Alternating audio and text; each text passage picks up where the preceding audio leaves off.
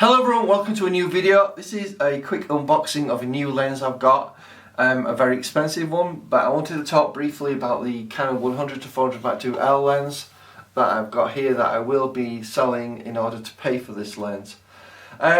So the Canon EF 100-400 f2.L lens is an incredibly sharp lens. It's fantastic in the centre. It tends to get a tiny bit soft in the corners. I did notice that. When I put this lens up against the Sigma 150-600 Contemporary, I've done a video about that. I'll put a link in the description box if you want to go and watch that, where I compared this side by side at different focal lengths. Obviously this is a 5.6 lens and the Sigma was a 6.3. Essentially they were pretty much neck and neck. Image quality was fantastic. I found the Sigma lens did tend to autofocus slightly faster, but the main reason for that is it had a better limiter. Obviously on this it's 3 meters to infinity, the limiter on this, so it is quite a lot of distance, you've got to remember that. But then again, this lens can focus a lot closer at 98 centimeters, and the Sigma, I think it was 2.7 meters its minimum focus. And essentially I have no issues with this lens. The image stabilization is absolutely amazing and fantastic, brilliant to do in video work, but I'm moving more to the RF cameras these days, so I thought it was time to upgrade. So in order to afford the massive price tag of the RF 100-500 RF lens, I had to sell quite a lot of equipment. So I've had to sell the EF 70-200 2.8 Mark II lens, the Sigma 150-600 Contemporary. Obviously when I sell this, all that lumped together gave me enough funds to buy this lens, and we're going to do an unboxing so you can see what's in the box. But what I would say is go over to Dustin Abbott's, and he's another YouTuber. He's done a video comparing the 100-500 RF versus this 100-400 EF lens. Also Gordon Lang from Camera Labs, he has also done a comparison as well. I'll put links in the description box if you want to go and watch those great videos. And it pretty much highlights to me the quality and the resolution that the 100-400 Mark II-L lens can achieve. And when I've seen videos comparing this to the RF 100-400, it's quite obvious that the EF version is a tad bit sharper and obviously has a better aperture range, which you know is 4.5 at 100mm to 5.6 at 400mm. One thing I did notice on this lens though is once you go beyond 300mm, the autofocus does slow down a little bit, but that's due to the battery power on most digital SLRs and mirrorless cameras, unless you're running a 1D body. A 1D body has a massive battery that can drive the autofocus motor a lot quicker, and this has been confirmed by both Dustin Abbott and Gordon Lang in regards to their reviews that they've done in the past. Now I've done lots of comparisons with this lens versus obviously the Sigma Contemporary and even the Tamron G2 lens and even the Sport lens that I did review a long time ago. And I've even put this up against this lens, which if I just show you this is my 300 2.8 lens. If I just put this together, you'll be able to see it. And just take that off, mount it. This is my 300 Mark II EF 2.8 lens. My intention is to mount a R7 onto this, giving me 480mm, making this in effect a mini 500 full frame lens.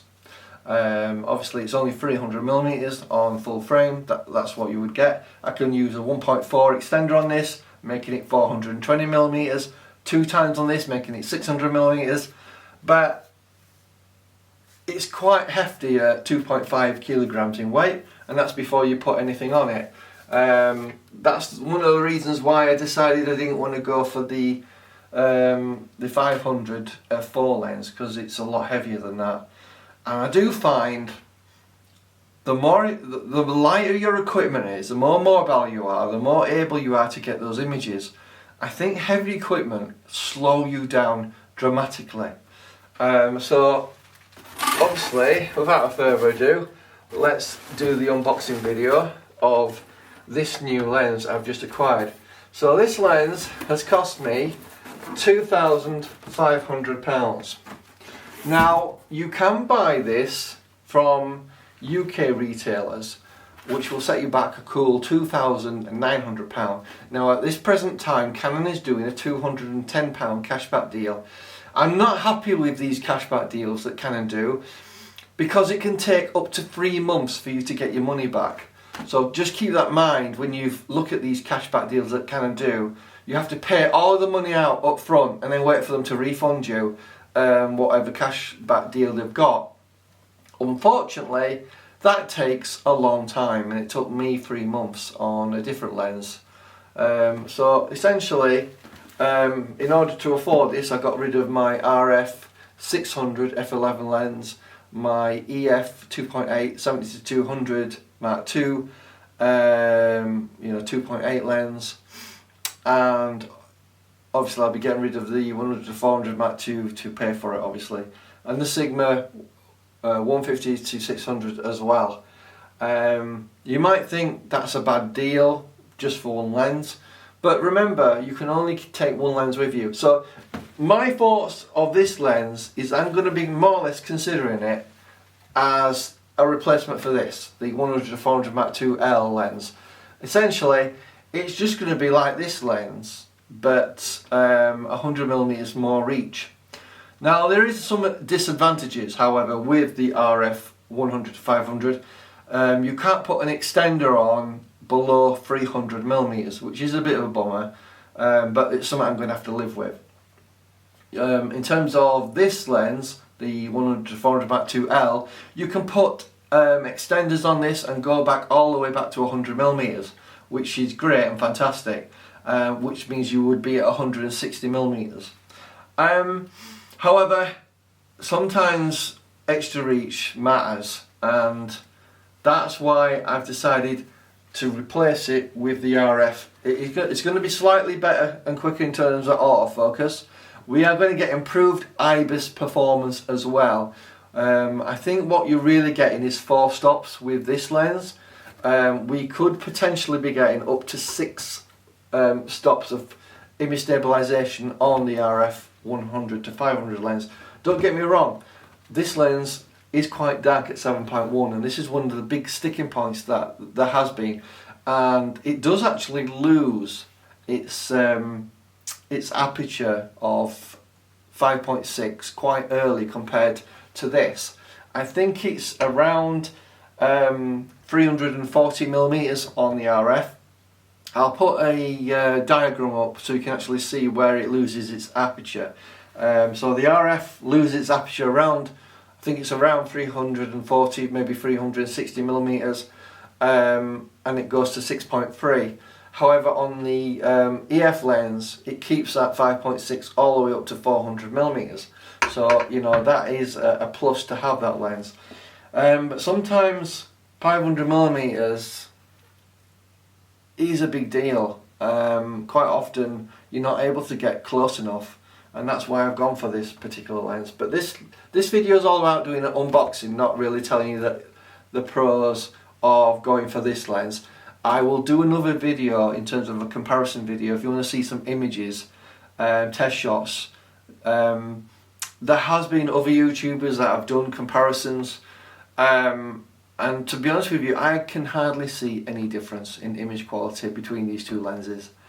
The only main difference is obviously the aperture is slightly darker, and you're getting an extra 100mm in your focal length, and that's the main reasons why I've gone for this lens, really. Obviously there'll be a slight improvement in autofocus performance, only slight, because obviously this is an RF lens going onto an RF body. Obviously, if you've got a digital SLR, you won't be able to use this, and you would have to go and get one of these. So those of you that have digital SLRs and would like to get a copy of this lens, because this cost me £1,400 on the grey market, you know, they call it a grey import. The thing is, Canon has dramatically increased its prices on this lens from like 5 years ago, from when this originally came out. I think the starting price that came out was around £1,850. That's what it started at. Then it went up to £1,900. Then £2,000, then £2,279. Now it presently sits at £2,400 because this lens hasn't been discontinued at present. That's a lot of money. Now that's for a regional price in my country. The RF lens at the moment is going for about 2,900, but Canon is doing a £210 rebate, which knocks it to about £2,680-ish pound. But I paid £2,500 for this. I think it is a grey import probably, because I bought it off eBay. But yeah, you can pick up these lenses, these you know, these EF 100 to 400 lenses quite easily between £1,100 to £1,300 now. And they are fantastic lenses. I put this up against the RF 800. I did a video about that comparison when I put a 2x extender on this and you know, compared it to the RF 800 f11 lens. If you want to check that comparison out, I will again put a link in the description box if you want to watch it. To be honest with you, they were very comparable, even with the 2x extender on this. Just, I found the autofocus was a bit slower, that's all. But in terms of image quality, they were pretty much neck and neck really. There was very little difference that I could detect. Now, I've had a lot of criticism on my Facebook group. You may wish to join it. It's a good idea to do so, because there's lots of people on there that can help you with advice, which is called Canon Lenses and Cameras Facebook group. The same name as of this YouTube channel. Wanted to link the names together, so whenever I do a live stream video, it'll be on the Facebook group notification on there, as well as please remember to subscribe to this YouTube channel, guys. It would really appreciate it. Liking the video, even if you're not too sure you do enjoy the video, I would appreciate you to like it, because it would be helpful. So I'm just hoping this video has been quite informative in terms of where I think the 100 to 400 EF lens actually sits versus the 100 to 500. There's many YouTubers that have done comparisons between the 100 to 400 Mark II versus the RF 100 to 500. Essentially, you've got to ask yourself, can you live with a slightly darker aperture, but an extra 100mm focal length, and a slightly improved autofocus, and a slightly increased, you know, obviously increased aperture.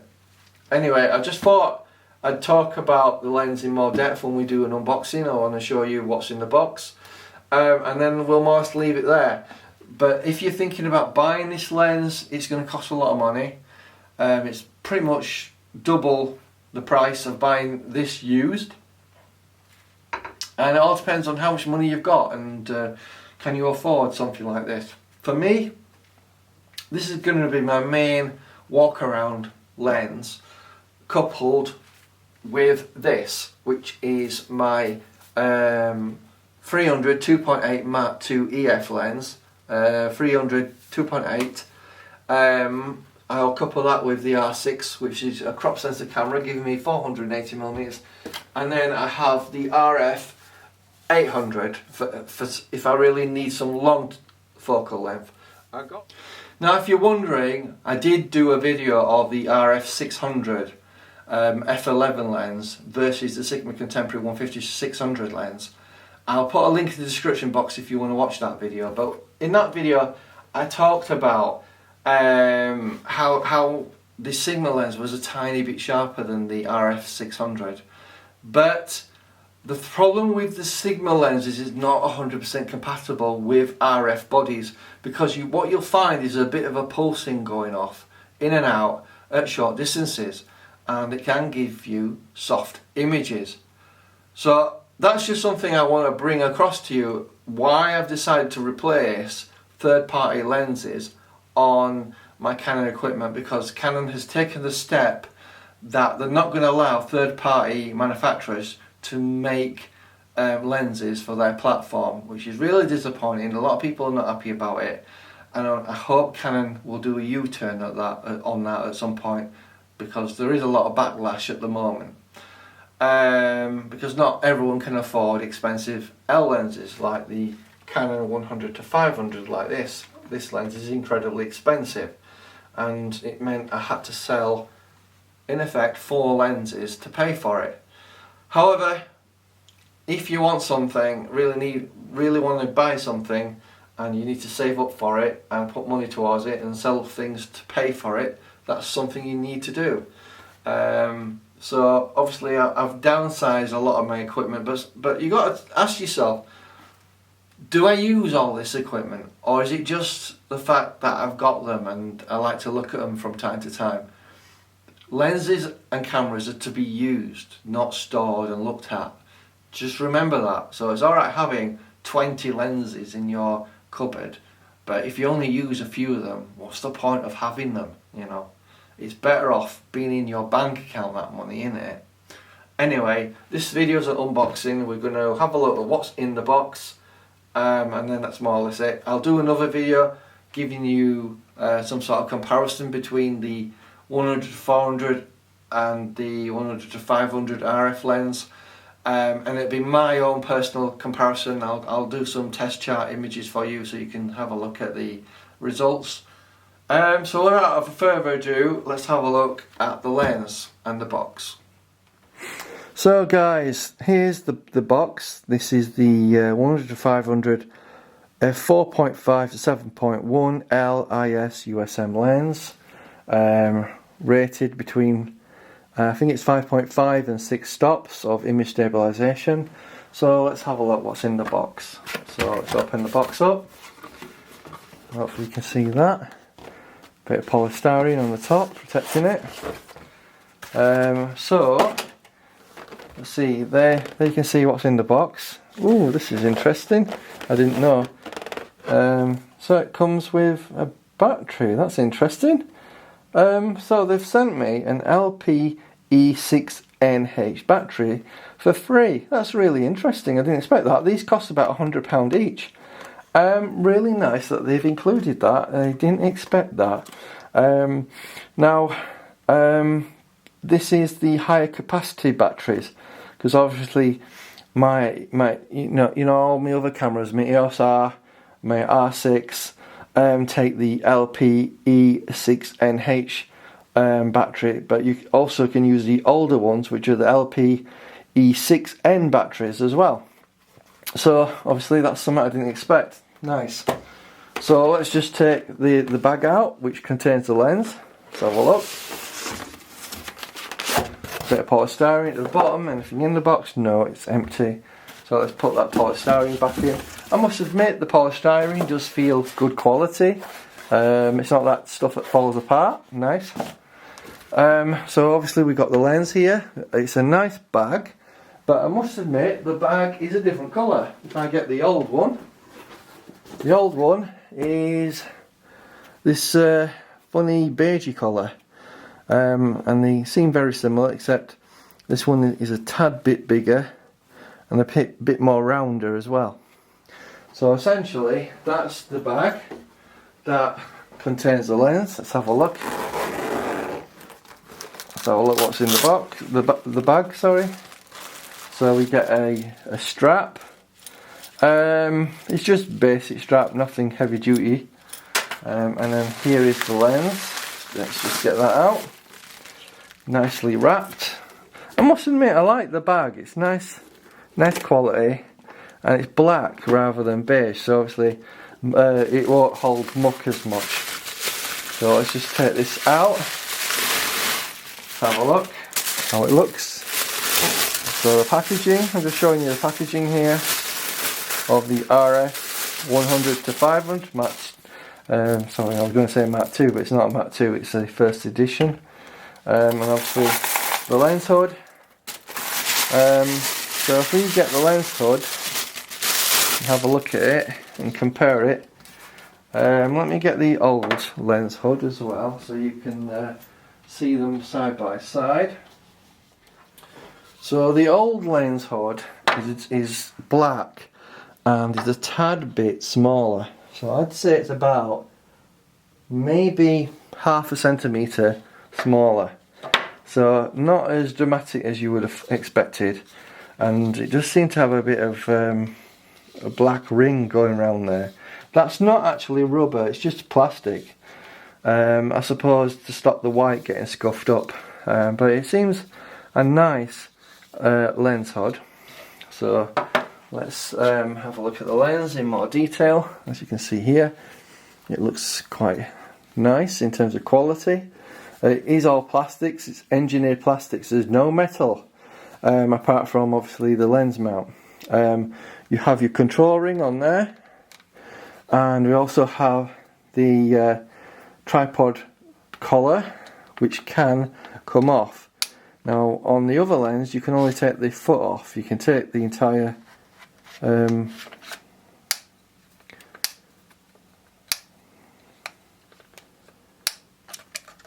can take the entire tripod mount off to make it a bit lighter, and it is quite a bit lighter, I must admit. Comes with the same controls that I can see on here. So on here we've got stabilizer mode 1, 2 and 3. So we've got 1 for all directions, 2 for panning, and 3 for when you want to depress the shutter to save on battery power. Has the smooth and tight lock. I must admit it's a bit easier to grip because the other one had no ridges on it to hold on to. And obviously the lens will extend quite a way. In terms of the controls, back to the controls, we've got autofocus and manual focus. Remember, it's going to be manual focus by wire, so it's electronic, unlike the other lens. It uses nano dual USM motors for autofocus, and the limiter is full and then 3 meters to infinity. So essentially that's the lens, and it looks nice, and it's quite compact. If we get the other lens side by side, let's see how they actually stack up against each other. So if we put them side by side, as you can see, the 100 to 500 is a tiny bit taller by about maybe a couple of centimeters. And if we put the lens hood on there, and the lens hood on the 100 to 400, sorry, got that the wrong way around, didn't we?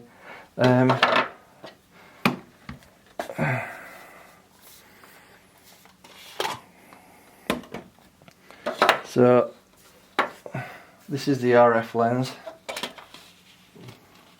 Put that on there, and then this is the 100 to 400. The tripod, sorry, the lens hood is a tiny bit bigger, as you can see, so it's pretty much level. But I was interested to, and I was wondering, can you put the lens hood off the 100 to 400 onto the 100 to 500? This is something that no one seems to have had a look at to see if that's possible. So let's take that off and see if that fits. Yes, it does. How about that? So if you did have the 100 to 400 lens and you wanted to use the lens hood on the 100 to 500 RF lens, yes you can. And it's a tad bit deeper. So we put them side by side. As you can see, the lens hood is a bit longer, so if you would prefer a slightly longer lens hood, you may even be able to pick up the 100-400 lens hood, you know, as an extra or second hand, and put it on your RF 100-500 lens. So there you go, just a quick unboxing, quick look at the equipment I've got here, and I just hope you found this video helpful. And remember to like the video and subscribe to the channel. I do appreciate it, and I'll see you in the next one. Bye bye.